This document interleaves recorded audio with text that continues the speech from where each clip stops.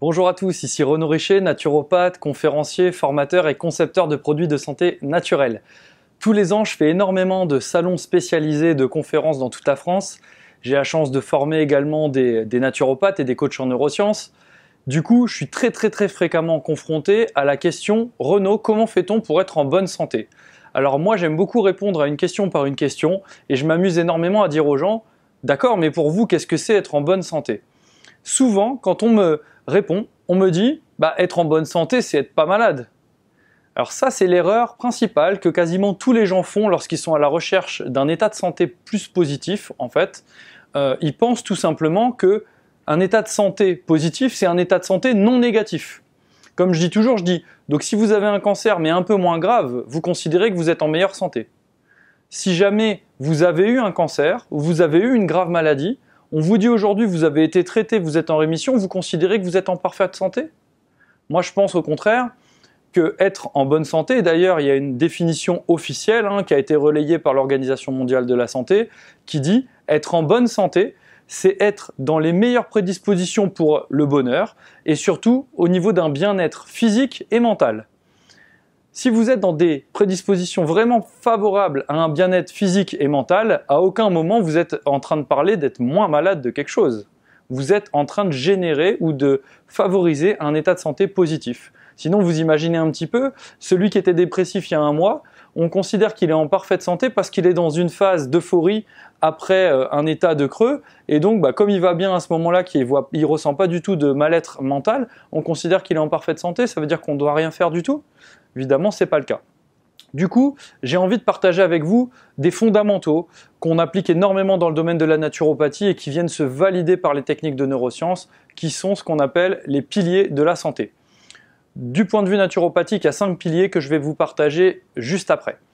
Avant toute chose, si jamais vous êtes intéressé par les sujets de la naturopathie, des produits naturels, du développement personnel, je vous conseille de vous abonner à ma chaîne YouTube puisqu'on va développer énormément de nouveaux sujets et on va faire en sorte vraiment de vous donner un maximum de valeur.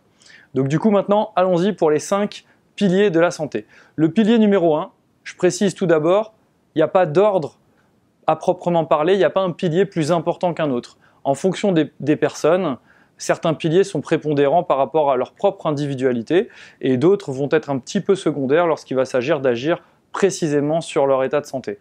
Par contre, tous les piliers sont réellement indispensables. Le pilier numéro 1, c'est l'alimentation qu'on dit saine, variée, équilibrée et individualisée. C'est primordial. Une alimentation saine, ça veut dire une alimentation non chimique, non dangereuse, qui contient le moins possible de produits et de polluants néfastes pour notre santé. Déjà, la première chose à faire, avant même de dire que l'alimentation va amener de la santé, c'est de faire en sorte qu'elle ne soit pas néfaste. Ensuite, il faut qu'elle soit variée. Variée parce que, imaginons que vous mangiez des choses qui ne vous conviennent pas parfaitement, ou bien des choses qui contiennent des éléments potentiellement polluants, toxiques, qui pourraient être néfastes à haute dose, le fait de varier votre alimentation fait que vous allez être exposé le minimum possible. Et puis surtout en variant, on va se retrouver avec des apports très divers et on va vraiment limiter les risques de carence ou que des choses soient pas assez présentes dans votre alimentation. Ensuite, il faut que ce soit équilibré. Aujourd'hui, on n'a jamais eu accès à autant de nourriture et à, effectivement, sur certains points, une nourriture quand même de relativement bonne qualité. Imaginons qu'on vit dans un désert, c'est quand même délicat de se procurer autant de légumes. Je pense aujourd'hui qu'on a la chance d'avoir une qualité de largeur au niveau des apports alimentaires qui sont assez énormes.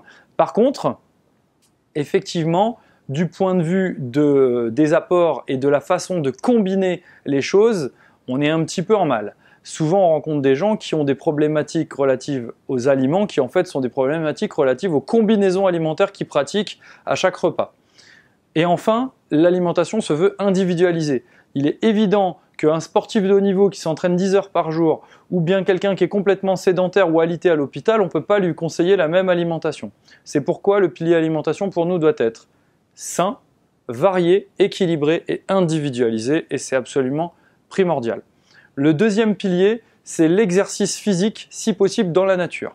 Est-ce que vous connaissez beaucoup de monde qui ne bouge pas, qui est dans son canapé toute la journée, qui a beau manger 100% bio, bien équilibré et tout ce qu'on veut, qui est en parfaite santé? C'est impossible.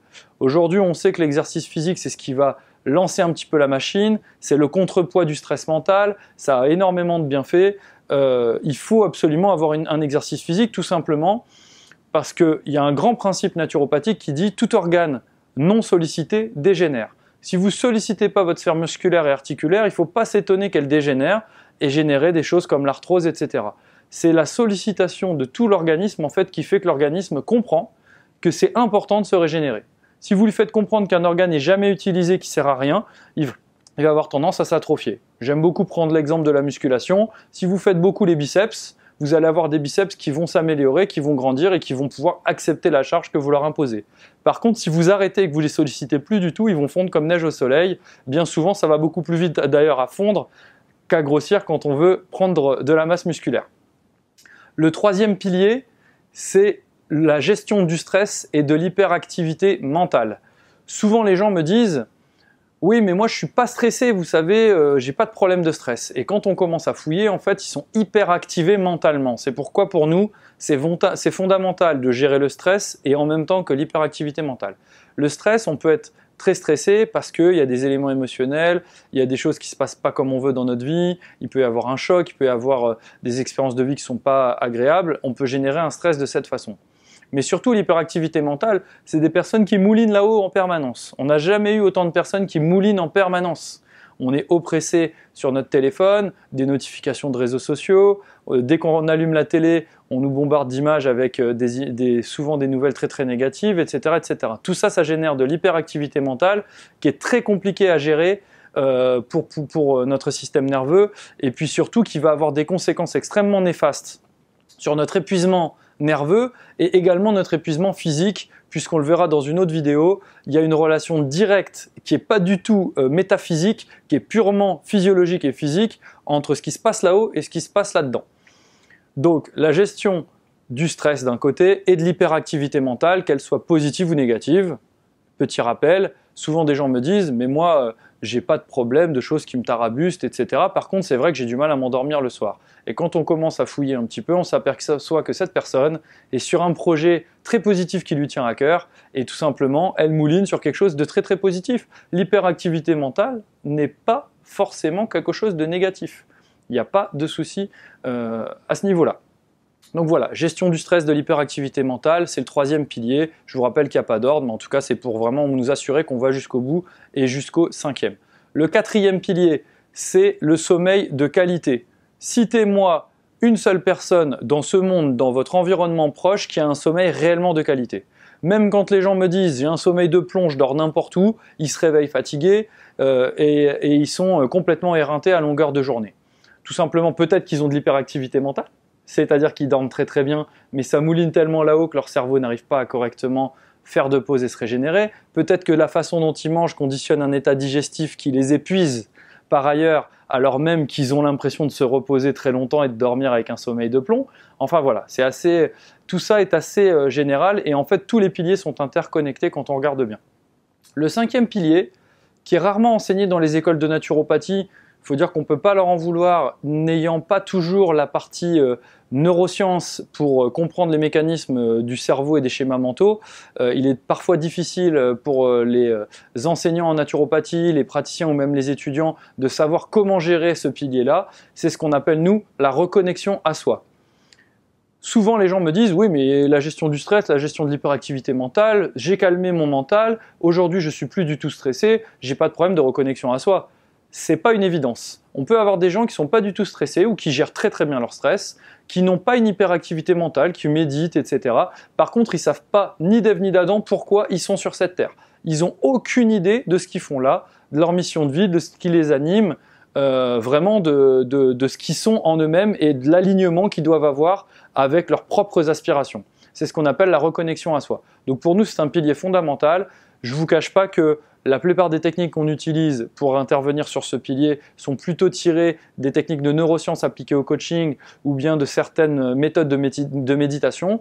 Par contre, il est fondamental pour moi d'intégrer ce pilier dans la vision des autres, puisque quelqu'un qui n'est pas reconnecté à lui-même, il y a de fortes chances qu'il n'ait pas la motivation nécessaire, par exemple, pour modifier son alimentation si jamais on en a besoin pour améliorer son état de santé. Il y a de fortes chances que s'il n'est pas reconnecté à lui-même, même s'il n'est pas stressé ou hyperactivé mentalement, il va avoir parfois des difficultés à dormir. Il va avoir parfois des difficultés à être motivé pour générer de l'activité physique. Finalement, pourquoi le faire? Vous voyez, c'est vraiment votre pourquoi profond. Donc, voilà les 5 piliers. Je vous les rappelle, l'alimentation, la gestion du stress et de l'hyperactivité mentale, faire du sport si possible dans la nature, puisque la présence de la nature est toujours très très favorable à l'oxygénation, et le sport c'est la bonne occasion, le sommeil de qualité et la reconnexion à soi. Si jamais vous avez envie d'aller encore plus loin, je vous propose de vous abonner à la chaîne YouTube. Si jamais ça vous a permis de mieux appréhender les différentes façons d'agir sur l'état de santé et donc de se rendre compte que tout simplement on peut générer de l'état de santé simplement en agissant favorablement sur ces différents piliers et pas seulement en évitant d'être malade. On peut travailler sur l'alimentation sans avoir été malade à la base, par exemple. On peut améliorer son sommeil alors qu'on faisait déjà des efforts sur tout le reste et qu'on allait très bien. Tout ça génère un état de santé encore plus positif. Voilà. Donc si jamais tout ça vous a intéressé et que ça vous a aidé à mieux appréhender cette grande question de comment améliorer son état de santé, n'hésitez pas à nous mettre un petit pouce vers le haut, ça fait toujours plaisir, ça aide les autres internautes à plus facilement trouver la vidéo et à YouTube à leur proposer lorsqu'ils choisissent des mots-clés en rapport avec ça. En tout cas, d'ici notre prochaine vidéo, je vous conseille de continuer à croire en vos rêves, portez-vous bien, faites attention à votre santé, travaillez sur vos piliers et je vous dis à très vite les amis.